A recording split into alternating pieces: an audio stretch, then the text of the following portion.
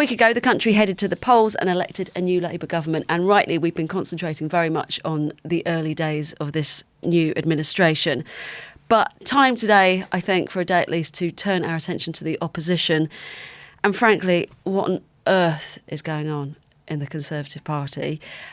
We mentioned yesterday, Rishi Sunak seems to have found a new discovered respect and composure and, dare I say, sense of humour and wit even. Not go that far. I think he seems more comfortable, more confident. I think he seems to be enjoying being opposition leader a lot more than he ever enjoyed being Prime Minister. I think he's enjoying not being Prime Minister. Yeah, that's true. Well, maybe he knows this time is going to be quite limited as well. But the same cannot be said for the rest of his party, who seem to be scrapping out their various visions for the future of the Conservatives, but doing so very publicly. So we've had a couple of big Conservative conferences, the National Conservative Conference taking place in Washington, DC, and here, PopCon in Westminster. Now, Monday, a lot of talk about it, particularly on social media. Suella Braverman gives this quite colourful, inflammatory speech in Washington. It's ruffled a lot of feathers within the party. Well, the progress flag says to me one monstrous thing, that I was a member of a government that presided over the mutilation of our children in our hospitals and from our schools. Just before we unpack that a bit, I feel as someone who's covered, I think, what she's talking about for the last 5 years, this kind of language is just massively unhelpful. And I don't think many politicians share her views at all. She's talking, of course, about what's happened at the Tavistock Gender Identity Development Service, which is now closed, and how we have cared for gender questioning children. And just as a factual point, children have not been mutilated. No children are allowed to have surgery in this country until, 17 in theory, if at an adult gender clinic. But the chances of actually getting there at 17 are minimal. So let's just dismiss that one. Not gone down well in the party. Rachel is being described as over before it started. And actually lots of her key backers have gone to someone else, Robert Jenrick. Yes, so the battle at the moment, we are still waiting to get all the details of how the Conservative leadership contest will be run, when it will be run, what the rules will be, but it's kind of kicking off in the background, and it's generally accepted that if the rules are the same as previous contests, MPs will whittle it down to 2 candidates and the membership will get a vote. That's what's happened in kind of all of them, other than when Rishi Sunak took over after Liz Truss. And usually there's a candidate from the left, the centre of the party, and there's a candidate from the right. And what Suella Braverman is trying desperately to do is to make herself the de facto candidate of the right. What's been really interesting is that a lot of serious MPs, some serious figures on the right of the party, are now distancing themselves from her. One of those is Sir John Hayes, who was her long-term mentor, who I interviewed earlier this year, who's been a huge champion of her cause. And he is now said he's backing Robert Jenrick. And Jenrick has been for a while, and I've written about this over the past few months, been positioning himself as the sane candidate from that wing of the party. So he was a Rishi Sunak backer, but he has moved sort of steadily rightwards over the last year and a half. He quit the government in December over the Rwanda scheme, which he said wasn't tough enough, and people who support him would suggest that by resigning from Rishi Sunak's government rather than being sacked, as Suella Braverman was, he's got a bit more credibility. He doesn't make these really, really explosive comments. He's seen as somebody who's a bit more thoughtful, who has the right kind of views for those on the right, but who isn't a joke. And I think Suella Braverman's problem is that she is increasingly seen as a bit of a joke, even by those on her own side, which then makes her go off to Washington and say very explosive, very divisive things, because that's what gets her attention, which then perpetuates the idea that she's gone a bit insane. She's got the tone completely wrong. The party's atmosphere has changed since the election. Speaking to MPs this week, it feels as if they are chided, they're quite nervous about the future, they recognise that they messed up. And I don't think there's this hubristic confidence that Suella Braverman is portraying in DC, and that's why they're looking elsewhere. It's remarkable how quick Jenrick has been to send those texts, call his MPs, trying to corral that support. But for Suella to lose the key support that we assumed had been steadfast for so many years. I think it just shows where the party is. But also, it's not so much about policy anymore. It's interesting if you look at some of the reasoning that's going on. And we've got to remember, for 2 years, we've been talking about this moment. We've been saying all of these divisions in the party leading up to the fight for the leadership after the election. But if you look at the reasoning about why they lost, I think people don't recognise enough that it wasn't about the policy positions they were taking, it was about the pure lack of competence. They were losing people left and right, whether it's over immigration, on the NHS, public services, culture war issues, or whatever it might be.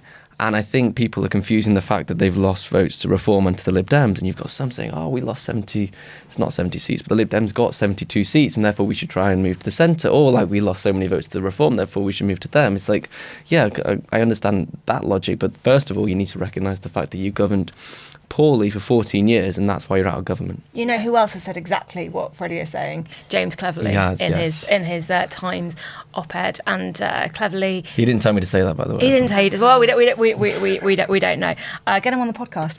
But Cleverly, the Shadow Home Secretary, is increasingly being seen as the candidate of the centre. Some people in the party might argue about how centrist he is, but he's seen as somebody who is pragmatic, competent, gets the job done, and he has got this op-ed where he calls for unity and particularly calls for the party to stop having this debate about left and right and start focusing on back to basics and competence and in being an effective opposition, because in all of the who's going to lead us, how do we get back in time for the next election, it's missing the point that the party now has to adapt to being in opposition, and none of the anticipated candidates to take over from Sunak have any experience in opposition at all. They're all MPs who came post 2010, and that's going to be a massive adjustment. But just to spin this round quickly, it goes the other way as well. They can have a right-wing candidate, perhaps. You know, someone like Rishi Sunak, who is not in the centre of the party, he sits more to the right. They can have that candidate, but if they adopt the right tone and recognise their mistakes,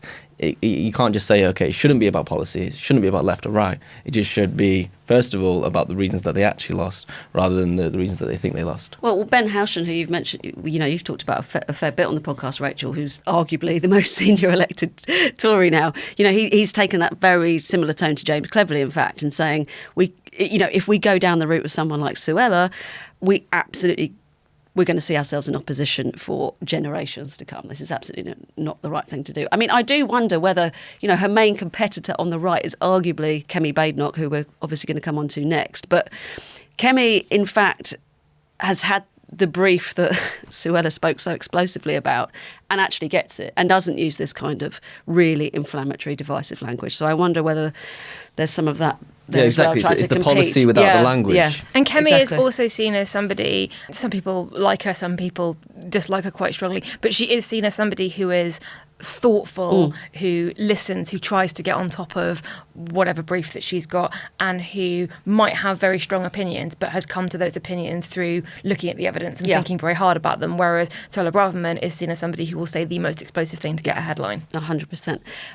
Well, let's move to Kemi Badenoch then, because Tuesday we saw the very first shadow cabinet meeting. Essentially the contents was leaked to the Times, and most of it was about Kemi Badenoch attacking Rishi Sunak. She criticised him for the election campaign. She blamed him explicitly for two things. One, for calling the election early, which she said, according to the reports, he had done without consulting cabinet, which she called sort of borderline unconstitutional, which is not sure about that one. Not quite sure about that, but so the timing of it not letting them know.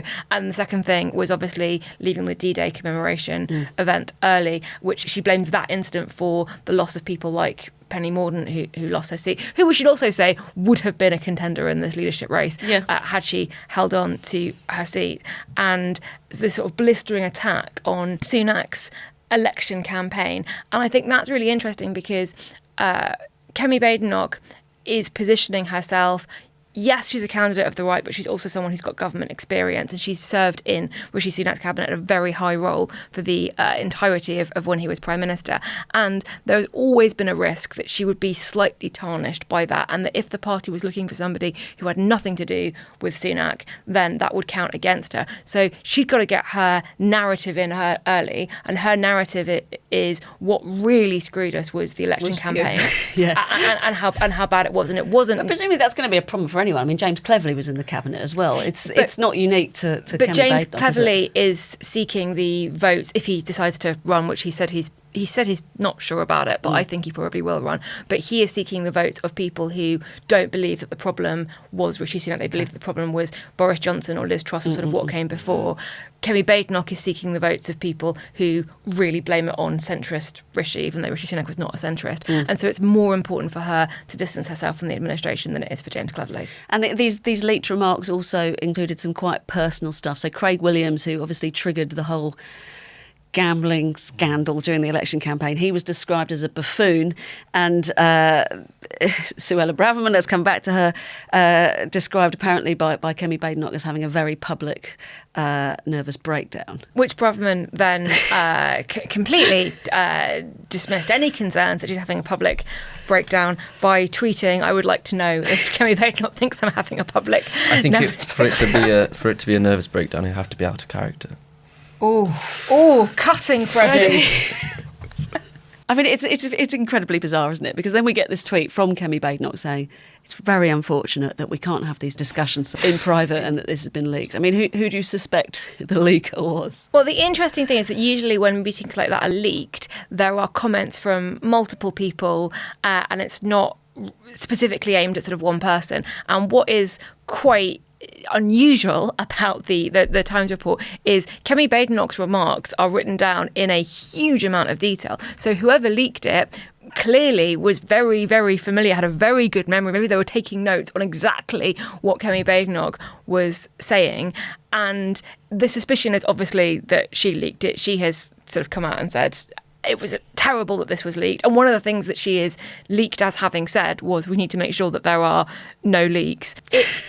It's difficult. Let me just put it this way. It's like difficult, a comedy sketch. It's difficult to imagine who else at that meeting would have leaked it in exactly those terms and that way. But obviously, unless it's someone very, very clever who's trying to make it look as though double bluff, double bluff. Four-dimensional chess. But it is odd because it doesn't look good for Kemi Badenoch, does it? No, it looks really bad because I do think that Cleverly is right to say that the first thing the party needs to do is to unify. The story of the past 2-3 years has been Tory disunity. It's been factionalism, it's been divisiveness, and that's completely distracted from any policy achievements that they've had. What they need to do now is to hold the government to account on multiple issues. They need to hold them to account on immigration, on prisons, on the NHS, on their social policies, their constitutional policies. They need to find the dividing lines, and they need to do it with a single voice. They cannot do that if every single shadow cabinet is being leaked to Stephen Swinford. Just as an aside, quite difficult to hold the new government to account on, say,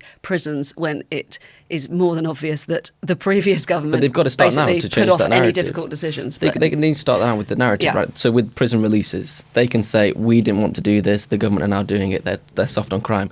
It's not right, it's wrong, and you're right, it misses the history of the past 14 years. But they need to start that narrative now. They've got a long way to go, and they're running out of time already. But Rachel, how do you think this very public and quite unedifying spat is playing out amongst the public? Oh, I think the public made very clear what they thought of Conservative infighting and psychodrama on the 4th of July. I don't think it makes the party look good. I don't think anyone thinks it makes the party look good. And that will actually be a key consideration when we go back to talking about the timing and the mechanics of the leadership contest. So the Conservative Party has elected a new chair of the 1922 committee. Although that was odd as well. That was really odd. So Graham Brady, who has had the role for many years, he stepped down as an MP. There were two candidates for it. Bob Blackman is the new chair of the 1922 committee, Conservative MP for Harrow East.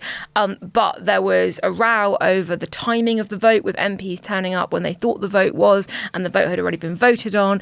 And there are now calls to to redo it, or there are calls again to redo the process for the board that's going to manage the Conservative Party. So they can't even get their internal elections right. The phrase involving brewery and piss up Well, leaps to mind. We but- already had that on day 2 of the campaign when Rishi Sunak went to Wales and asked if they were excited about playing in the Euros from a brewery in Wales. But the timing point is really interesting because there are sort of 3 options. One is you have a really quick contest that's sort of done over the summer and they come back after August and they've got a new leader. One is that they have the process that ends either just before or at the Conservative Party conference, which is at the end of September. And one is that it runs until the end of the year. Conservative Home, the website for the Tory party, has run a poll of its members, and most of the members want a contest that's either end of September or end of the year. They don't want a super quick one, and they want Rishi Sunak to continue as leader while that process is playing out. Now, that puts Sunak in quite an embarrassing position, even though, as we said, he does seem to be enjoying it more, but to sort of carry on as Conservative Party leader for 3 to 5 months doing PMQs with Keir Starmer when he is the person very directly associated with and blamed for the election defeat, that's quite odd. Or they could have an interim caretaker leader, but there isn't any candidate that sort of springs to mind who's obvious. I know I mentioned David Davis on the podcast a couple of weeks ago on exactly this topic. Apparently David Davis thinks that he's a contender. I've heard. As a caretaker or as the leader? No, as a leader. Like, he doesn't want to see himself. He doesn't want to see himself as a caretaker. I don't know if that's the case, but there isn't a mechanism to appoint an interim leader. And on the one hand, you could say they need to have more time, they need to look at what's gone wrong, they need to do a proper post-mortem, they need the data. Let's not panic and rush into it. On the other hand, we've had 2 days of this now, and this is the amount of infighting and backstabbing we've had. So, can the Tory party survive 4 months of the people tearing each other apart? I don't know. It's a difficult one. I mean, David Davis, who you mentioned, along with former chair of the Tories, Richard Holden, have both said that they expect it to be sort of December, end of the year. I mean, is that a gift to Labour, Freddie? I think at the moment the public couldn't care less, and they're extremely excited to be watching the Euros and not thinking about politics. It's been chaos, and we saw that in the election, that people are disaffected. So I don't think they're going to tap into this yet. No. Are the they going to Euros tap are into over it in a after few days. Yeah, true. Are they going to tap into it in got 3 the months' Olympics. time? Maybe they will. But I think all the focus, the media's attention, public's focus is on Labour, and it'll probably stay that way for a while. The big thing that we need to look out for is conference. Andrew Mitchell, who is taking over Lord Cameron's role as Shadow Foreign Secretary, he said that they should wait for the conference so that the party can get a good look at the candidates, because there's a sense that we've messed it up so many times, we should try and get it right this time. If that happens, there's going to be much more public attention on the party and on the candidates, and I think that could be a point where it actually matters what they say.